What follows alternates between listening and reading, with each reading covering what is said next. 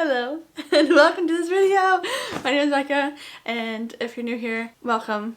This is a Q&A. We're going to talk about my life. I don't know.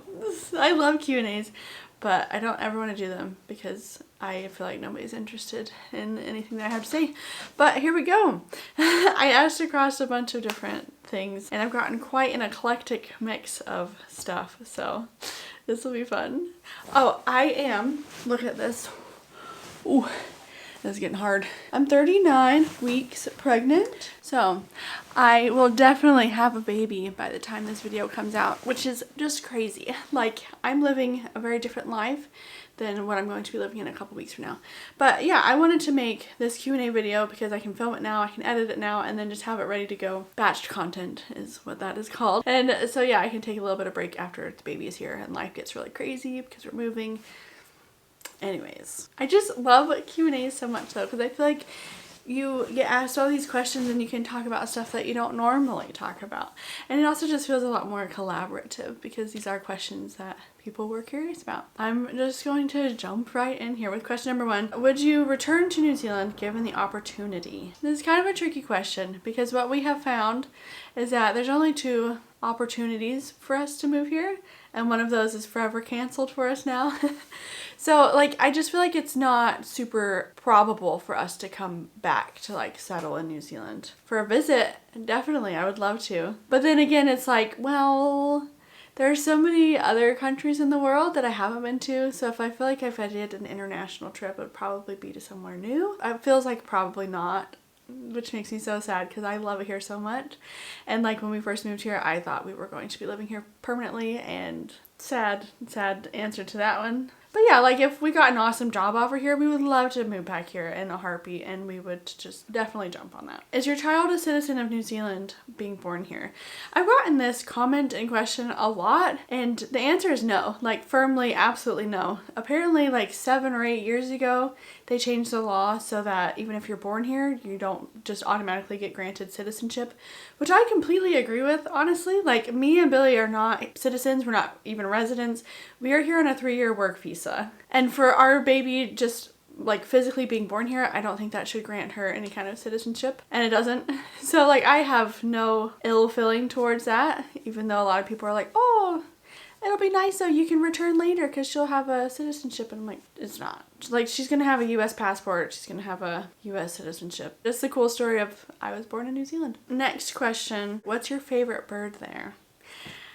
I'm gonna have to pick the fantail. I just think they're so cute, and like anytime you're walking out and there's some flying around, they just like flit around you and they're adorable and I love them. Other than that, my other 2 that I really enjoy are the tui, just because they're so distinctive, especially their calls and stuff. And so for me, when I first moved here, that was the first bird that I picked up on. It's the first one that I identified and could easily identify. And then I also really love seeing rosellas, which I don't even know if they're like natively from New Zealand. I think they're from Australia maybe. Like I hear them and I get really excited because I just think it's so special that you have parrots flying around here. Those are my 3 favorites. Okay, so there's a few questions about like New Zealand orchestras and kind of like work related questions. So I'm just gonna talk all about that to clear it all up. Basically, the situation is that there are 2 big orchestras in all of New Zealand.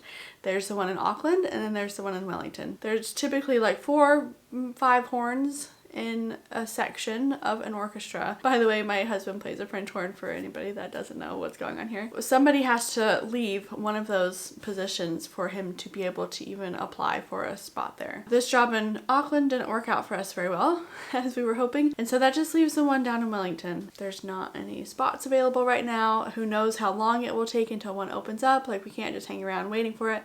And then even if one is open, like he has to audition for it and compete against all these other horn players and everything for that one spot. And so the likelihood of him getting that one spot, the amount of luck that has to happen, and like all these stars have to perfectly align. I hope I explained that well. I don't know. So this question is specifically, have you applied to other New Zealand orchestras? So again, like there's nothing to apply to.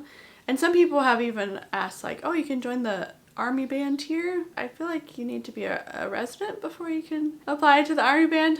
This is getting so like nitpicky, but Billy really wants to play in a professional orchestra because that's what he enjoys doing. That's what he is classically trained to do. Playing in a band, even like a U.S. Army band or whatever, it's just such a different scope, I guess, and it's just not something he's super interested in. And was your work visa attached to one business? It was actually, so like he's not allowed to work anywhere else. Like on his visa, it specifies that he works for APO. Okay, this is a fun one. I would like to know how you rate the New Zealand healthcare system given it's free. Is the wait time as big a problem as the media says? So I really, really love the healthcare here in New Zealand. So it is free, like everybody pays taxes to then have everybody have free healthcare. And I think it is fabulous. Especially like pregnancy and children are absolutely 100% covered and free, which is really awesome for us because we have both of those things going on right now. Like my son has been to the emergency room 3 times since we've been here. I actually did still question like, oh my gosh, how much is this gonna cost? You know, like these are not the times to be sitting here worrying about how much it's gonna cost to get medical attention for your very sick child. No, it's wonderful. Like I can just go up to the ER, get the help that I need, and I don't have to pay for it at all. So yeah, I've never had any kind of issues with like super long waiting times. It's a little slower, I guess, especially for more specialty stuff like hearing tests and things like that. You might have to wait like a month or something. But if it was an emergency situation, they get you in really fast. I have nothing but mostly glowing things to say about it. That is one of the things that I am like least looking forward to in the States, is just how much everything costs, because you pay out the nose for insurance and then you still have to pay and you have this scary thing where it's like if something big happens, you will still be paying thousands upon thousands of dollars to get medical care. Tips for having such a positive attitude towards everything. I don't know. I'm not the kind of person, like it may seem that way online because, you know, you post what you post and it's just the highlight reel of everything. And I try to be real and like say like, oh, I'm pretty stressed out right now, or oh, I'm having a hard time because life is kind of hectic right now. But yeah, I probably seem super duper positive all the time. I'm not. I'm very much the kind of person where it's like, I will take the time to feel my feelings. And it actually really bothers me when people are like, too positive all the time. I feel like that's unhealthy. It actually does make me more positive overall because it's like if I'm dealing with something hard, even if I'm having like an awful day, it's usually just like an hour or a few that I am having like a really hard time. I'm like being crushed by emotions, and then it's like your brain, your psyche, everything works through it, and then you can kind of reach an equilibrium again. Whereas I feel like if you just like push it down and refuse to accept reality and just be like, oh, everything is gonna be fine in the end, which I mean I do tend to believe that overall, but still accept that things are hard sometimes, and it does have a physical, a mental, like spiritual effect on your overall life and well-being. And I don't even know where I'm going with this tangent, but I believe in feeling your feelings, I guess is what I'm getting at with that. How do I stay positive? I think that's just also just having like a good support system. It's like I have Billy and he has me and I feel like we help each other and work through everything. So, ooh, was it hard to adjust to the opposite seasons? I would say yes. Well, I mean, not hard, but it is really like surprisingly different. It sucks to be in such a long winter here and then to see all of your friends and family back home like talking about how hot it is and they're going swimming and they're going to the beach and they're going on all these travel vacations and you're just stuck in your house and it is just constantly raining and cold and damp and moldy, and it's just like, cool guys. I don't know, it just makes the winter feel super duper long, I think. Also, like we just had Christmas and I don't think I could ever get used to like a summer Christmas. Like it's nice, it definitely has its perks, like going to the beach on Christmas Day and you have this perfect beautiful day and it's like nice weather. It's really nice, I'm not denying that. However, it doesn't feel like Christmas, and yeah, it just takes out a lot of the magic, and it's like all of the themes with Christmas and all of the songs and everything that goes with it is all about like snowy and cold and cuddling up and a totally different vibe.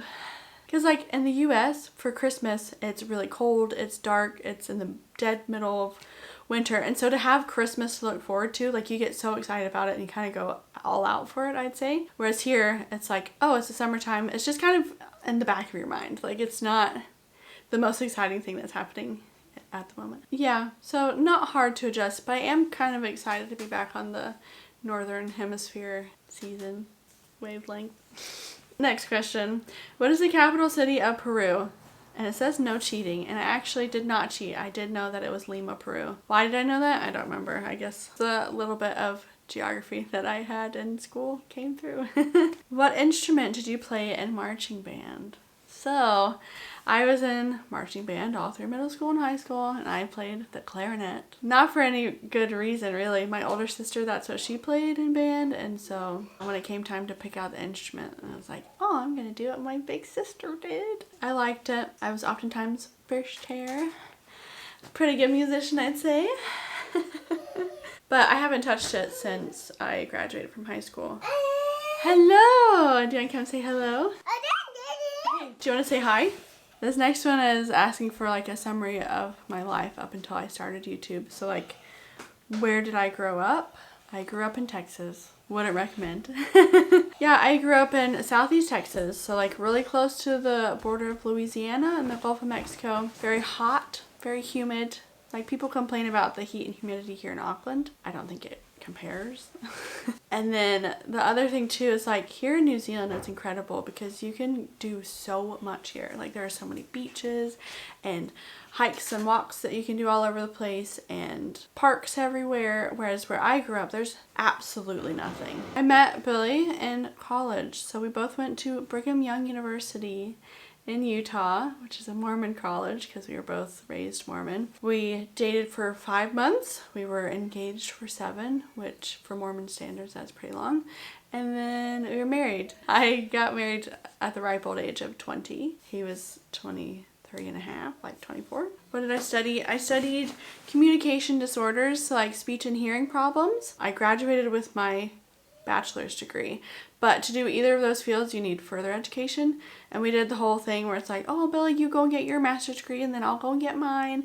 Except he finished his and then, yeah, he got accepted into like a different kind of program and then he got his job out here. And so it's always this waiting thing of like, well, I don't want to go to school here because then I have to pay these international fees. It's expensive. I'll just wait until we settle down somewhere and then I can go back to school. Somebody else asked how much it costs to give birth in New Zealand. I will reiterate it because it's incredible. $0. Nothing. You pay nothing. In the US, it's thousands if you're lucky. Super happy and grateful that I can have this baby here for free. Okay, there's actually a lot of questions about having a baby here in New Zealand. But yeah, I'm gonna have this whole big video comparing like US to New Zealand births later. So not gonna go too far into it. What's your favorite Whitakers and how many bars will you be packing to take back to the US? So far we have a stockpile of 5 bars. I feel like we need at least double that, but we'll see. We'll see how it goes. And that's a hard question. My favorite bar of Whitakers, I always say it's the coconut rough one, but honestly any bar that I have with me is my favorite bar of Whitakers. The one that I'm actively eating is my favorite one, and especially any of the milk chocolate ones. If I'm trying to be healthy, I'll try to buy like the darker ones because I don't eat them as fast or as much. But let's be real, sitting down and eating half a block of milk chocolate Whitakers is an experience. And it's one that I will probably be healthier for to not have anymore once we go to the States. So yeah, we're making a little stockpile and then once it's out, it's out. And I'm a little bit happy, honestly, because it's like I've been so spoiled for good food here. I feel like I'm gonna get back to the States and be like, I don't want Hershey's chocolate. I'm just not gonna eat chocolate. Like I feel like I'm gonna be so healthy there.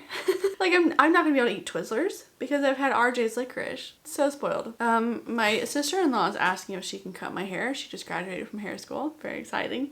Yeah, you can cut my hair, but I don't think I'll let you color it because you want to know why? I'm very lazy.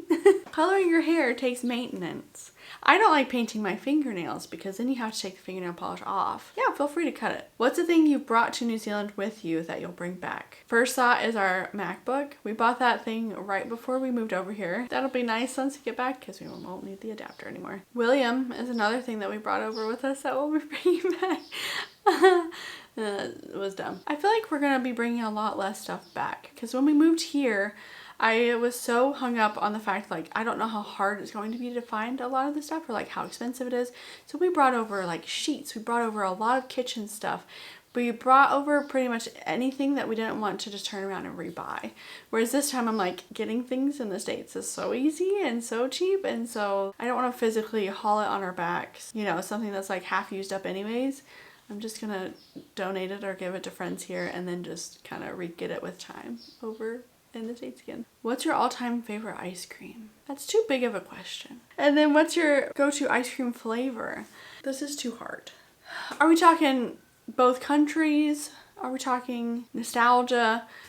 We also have to think about the mood that you're in when you're eating ice cream. I love ice cream. I also really enjoy higher quality ice cream. So like if it's cheap ice cream, it doesn't feel like it's worth eating. New Zealand has a lot of really good ice cream. Maybe I'll say one of my favorites from each country. So Duck Island is one of my favorite ones here in New Zealand.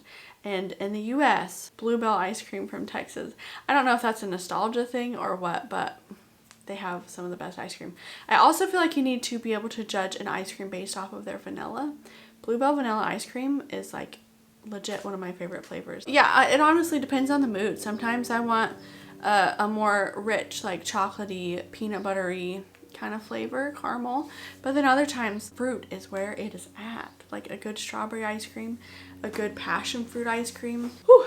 Anyways, yeah, I don't have a favorite flavor, I guess is what my answer to that one is. What is your favorite movie? That's another really hard question.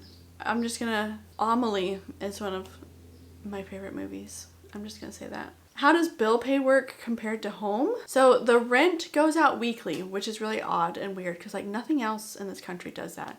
Like you get paid fortnightly and then everything else like electricity, water, internet, like that goes out once a month. So I don't know why New Zealand does rent per week. I don't know. What are some things from the Kiwi life that you think you'll continue to adhere to that you don't do in the States? Honestly, I feel like when we first moved here, it almost felt more like coming home than anything else. Because I feel like the way that me and Billy live our lives is a lot more Kiwi-ish than American. So like we're not super into being like go go go, super career driven. I don't know, we're just really laid back people that love nature and outdoors and doing stuff outside. There are some things that like we just naturally did. Like everybody warned us like, oh, if somebody comes over, expect them to come over for 3 hours. And we're like, that's great because that is us. Like we go over to people's houses and I can tell that I'm overstaying my welcome because I have stayed there for like 3 hours. So yeah, that's just like naturally us. And we're just very like chill about a lot of things. Oh, one thing that I will say that we have picked up here and that we will definitely bring back is like espresso. I will never be able to go back to drip coffee. Like the coffee here is so good. So yeah, we're definitely spoiled in that regard as well. So that is one thing that we are actively going to be bringing back into our life once we get over there. So there's this question about how we used to be Mormon. A few questions. I was wondering, did you live in Salt Lake City at any time? So yes, we did. We lived in, well, Provo for 3 years. My husband is actually from Salt Lake. And so after we graduated, we kind of floated around Salt Lake a couple of different times for different chunks of time. So we did live there, and that is where we're going back to. Are your families still in the church? Majority of them, I would say. Well, a lot more of Billy's family is still in the church. A lot of my siblings are not. But definitely both sets of our parents are still very Mormon. Do you have any regrets about leaving the Mormon Church? That is going to be a very large no. I think leaving the Mormon Church is probably one of the best things we've ever done for ourselves, and we are still very, very happy with that decision, and I don't think that will ever change. Sorry, Mom and Dad. And did you know that there's a big Mormon presence in New Zealand, especially Hamilton? Yes, I did. There's a temple down there, and we actually just visited because some of our family are Mormon missionaries from the States down in Hamilton. What are your plans for the future? We don't have any, which is why our lives are so stressful and messed up right now. But it's like, okay, I'll try to tell you the concrete what we do know. We're having a baby very soon. We're going to wait for her passport to come. Billy's going to fly back to the States to go take heaps of auditions. We're gonna go back to the States and kind of try to float around for those couple of months, because if he takes all 6 of those auditions or whatever and he doesn't win any of them, then we will go to plan B, which is like living in a camper van for the summer, trying to figure out what to do with our lives. If he does win one of those jobs, then we will move to that place and try to settle down and lead a normal life. So that's kind of the gist of our plans, I'd say. They are a lot more stressful than I just made them sound. Would you want to go to school again?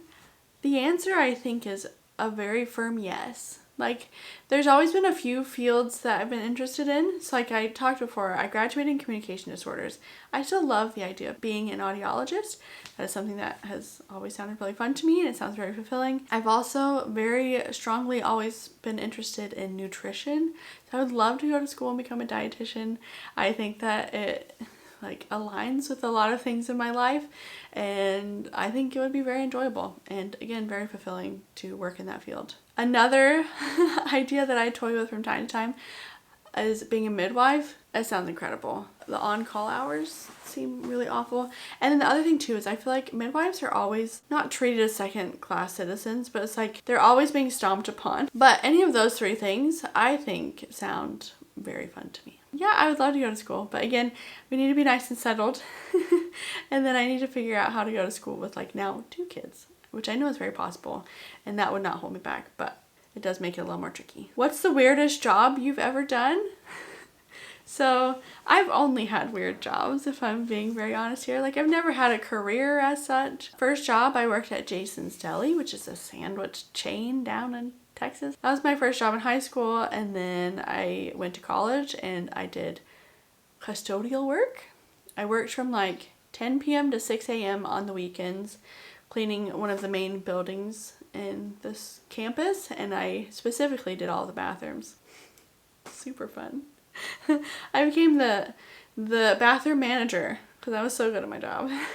But then after a couple years doing that, I hated it. Wonder why. But I actually switched to being an HVAC, like heating, ventilation, air conditioning technician for college campus. So another very odd job. I didn't like doing any of the actual maintenance or mechanical things, but it doesn't matter. The next 2 jobs that I had, I worked at a place called Tivoli General. So back when we lived like 2 hours north of New York City, we were in this very rural town, and I just needed a job, and that place was hiring, and so I worked there. So it's kind of like a really upscale, bougie convenience store mixed with a really nice like deli sandwich place that also did coffee. It was tiny. It was probably like the size of this room. Okay, maybe double the size. I enjoyed it for what it was. The last job that I've ever had was I very randomly got a job working at the hospital. I did patient administration kind of thing. So people coming in, I would like book them in for elective surgeries. And then I also did the front reception desk of the whole hospital. So I answered all of the phone calls that people would call in for the entire hospital, like the whole switchboard. And then also the ER reception. But I worked there up until COVID happened, and I quit because I was about to have a baby. So, and then we moved to New Zealand, and I haven't had a job here. Now I am very happily a stay-at-home mom. Are you still vegetarian?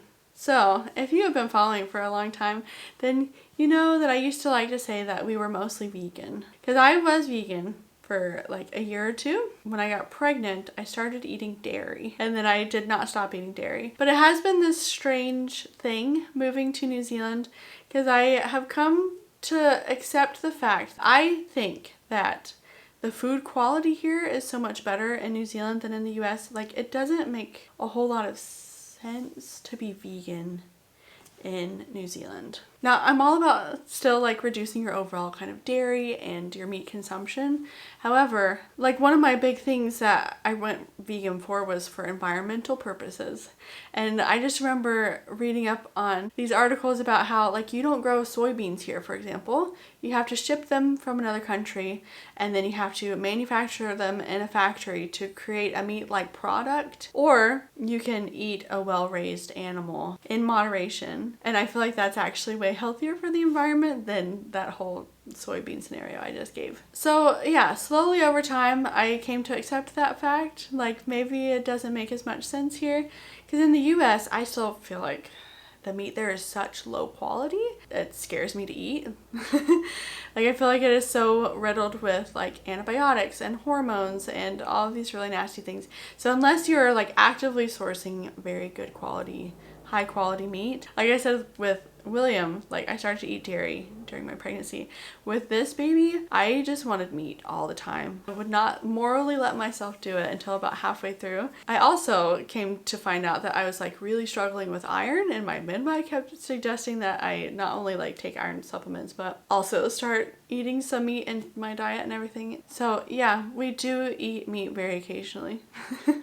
But I always make sure that it is like from a very well-sourced place. I get very sketched out by cheap meat. So I like going to like actual butchers and stuff. But having said all of that, I feel like when we go back to the States, we're going to be a vegetarian again. At least everybody else. Because like I don't expect our family and everybody to buy super expensive like nice butcher meat for us. And I don't want to eat anything else. And so yeah, to all of our family and stuff, we're going to be vegetarian. If we settle in Utah, which is pretty big on their like farming and ranching and stuff, if we find a very good local butcher that you can like see the animals in the field, you know, that they are being raised on a grass-fed diet and not like corn feed and stuff, then I will have no qualms with purchasing and supporting them and eating some delicious meat. So that's where I'm at with that, at least right now. You know how these things go. They're fluid. But yeah, those are all of the questions that you guys asked me. So I hope that this is fun. If you have any more questions, just pop them down in the comments and I'll just answer them as they come. Thank you guys so much for watching and for being here. And like I said, this movie's going to come out randomly when the baby's here. So it's going to be a crazy little bit of time coming up here, so I'll see you on the flip side. I don't know. What a dumb saying. Anyways, goodbye.